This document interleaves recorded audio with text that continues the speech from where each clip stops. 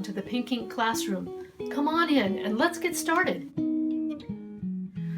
Today we're going to be highlighting a ring of flower petals, and this drawing just shows the approximate area where the highlight is going to be on each petal. Now you can color this in any palette. You can see all my examples, but today we're going to do a pink one because you are in the Pink Ink classroom. These are the colors we're going to be using. So we're going to start off by putting a base layer down of the lightest colors over the entire picture. And these are the three colors I'm going to use for my base color: a pale deco pink, deco yellow, and a light yellow green. I'm going to start off with the yellow because it's the lightest of the three, and I'm going to go ahead and fill in the center all around the entire circle here. I'm going to get it in all the little cracks and crevices, and I'm kind of going around in a little circular motion because this is a very tight space. Now when I get to these circles that go around the middle, I like to color them in kind of the shape, I call it a Cheerio shape, but you go around in a little O, and what this does is it leaves a little tiny dot of white in the middle of each one, which kind of makes a little bitty highlight. And then I'm going to go around in a circle and work my way to the middle on the very center. Next I'm going to pick my soft pink, and I'm going to start shading from the center out. Now here's the trick. You want to start shading across, and when you get about a third of the way out, you're going to jump over that highlight area and then continue your shading into that little zigzag area. I'm going to show you once more.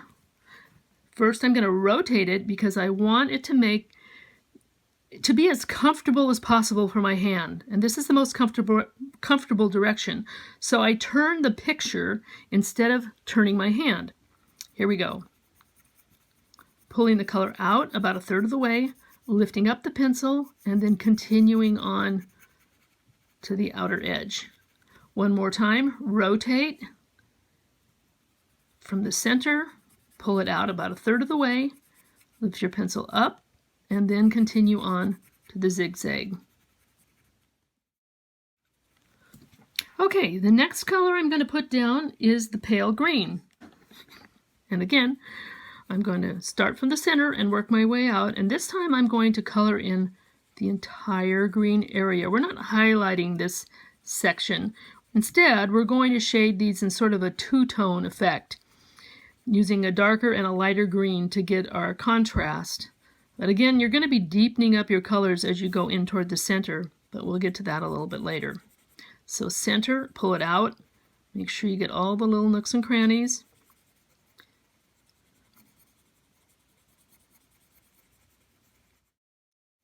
And there we go. Now it's good to use a contrasting color for the little edging around the petals, and I'm going to go back and use the same yellow again. So I'm going back, and this is my last piece of my base layer. Again, I'm rotating the petals as I go. Okay, now we have the whole piece filled in. What this does is it fills in the tooth of the paper to help our next layer go on more smoothly. And you're going to see that right now. We're going to do the yellow first, and I'm going to add a mid-tone, which is a yellowed orange, and darken it up a little bit with a mineral orange. So I'm essentially making an outline around the little scalloped edge and then blending that color in toward the center. So dark around the edge that's next to the black line, and then pulling the color out just a little bit toward the center, all the way around the whole circle. And what this is going to do, it's going to set up a really pretty contrast with the pink that is tucked underneath it. And now I'm going to do that same little Cheerio motion around these little circles. 1, 2, get the idea? And you can see it's leaving just a dot of white in the middle of each one. Just gives it a little bit of spark. And then I do the same motion with the center, but this time I'm going to go around in the outline and pull the color all the way into the middle. Now I take my darkest mineral orange and I'm going to do a little bit of shading right next to the center circle, because they would be casting a little bit of a shadow there, and a little bit around the middle, just deepening that up a little bit. Now I want to take the mid-tone and go back and add a little bit of shading to each of these edges.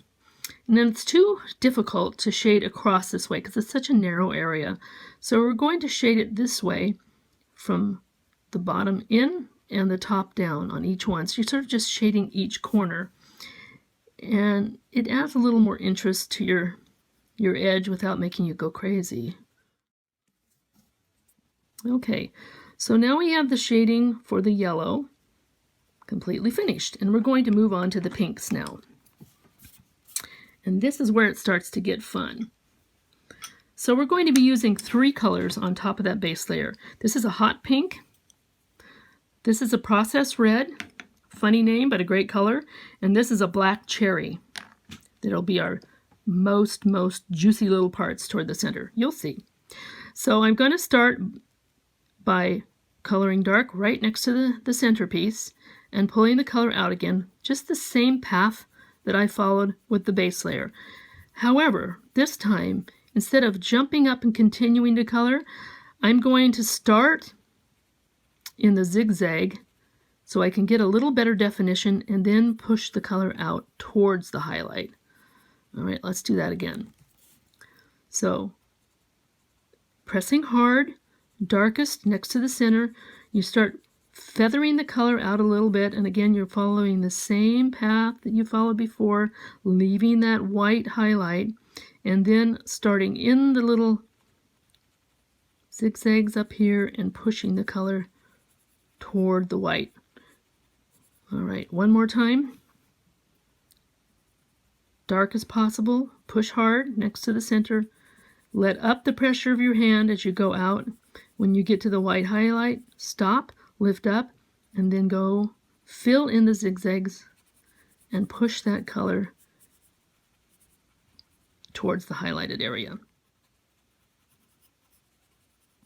Okay, so now you're starting to see the contrast emerge, but it's going to be even more obvious when we put in the next darker color. Again, well, I'm going to start by coloring in all of these little teardrop shapes that go around each petal. It's sort of a pinch where the petal goes into the center. And then I want to do the same technique. I'm going to go dark right next to the center, and I'm going to pull out and blend it in to the lighter color. Again, dark right next to the center, and then pull it out into the lighter color. I'm not going all the way up into the edge this time. We're going to let this color stand the way it is. And again, it's pressing hard, hard, hard to get that depth of color, and then letting your hand pressure up as you go out toward the highlight. Okay, now comes the part where you add that last bit of depth to it that really makes it look juicy. And I'm going to take this lovely black cherry, make a little outline just around the center scallops into that little teardrop, and just pull it out a bit.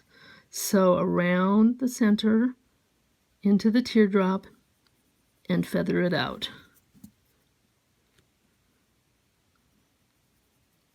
Next to the center, the teardrop, and feather it out. And this really makes the petals start to look like they are behind the centerpiece. Colored it all. I suggest using a kneaded rubber eraser, and they look like this when you get them new. And then you roll them into a little ball, and I'm going to make a little point on this, and I'm actually going to pick up a little color where I overcolored it around in a circle to make my highlight nice and distinct. Just like that. The last part is the leaves. Now you have to pay attention to the parts of the leaf here. This one is the center vein, and this is the base part of the leaf. So they're going to be colored slightly differently, but they both need to have some shading put on them. I'm switching to a grass green. I'm going to start at the center and pull the color out here very softly. And with this one, because this is the base part of the leaf, I'm going to press a little harder. That's going to get a little darker. We want a contrast between the base area here and the veins of the leaf. Even though it's sort of a whimsical drawing, you still want to have some distinction between those two sections. So I'm filling in the base area here with this grass green. Again, kind of a nice little rotating circular motion because this area is quite small. So you want to have the control of the circles rather than big strokes. And always a little darker when you get right next to the head of the flower. Now on this one I'm going to start next to the zigzags, nice and dark, and then pull the color out all the way to the tip. And again, the other side, catch that little piece and that little piece. And pull the color out. Now we want just a little bit of shading where this line hits the center, just a touch. And again over here. Okay, now I want to take my darkest dark green, which is actually called dark green, and I'm going to really deepen it up next to the flower and kind of smooth over the little scritchy areas. Deepen it up again right next to the flower so you get that nice contrast. Now down here where you have that base layer that goes all the way to the middle, you can really add some more color in there. And again, just kind of smoothing out the tone. The last thing I think I need to do is take this mid green, the grass green, and deepen up that little zigzag edge, again right behind the flower head. You want to make it look like the leaves are definitely behind the flower, so just a little shading along here too as that center vein falls behind the petal.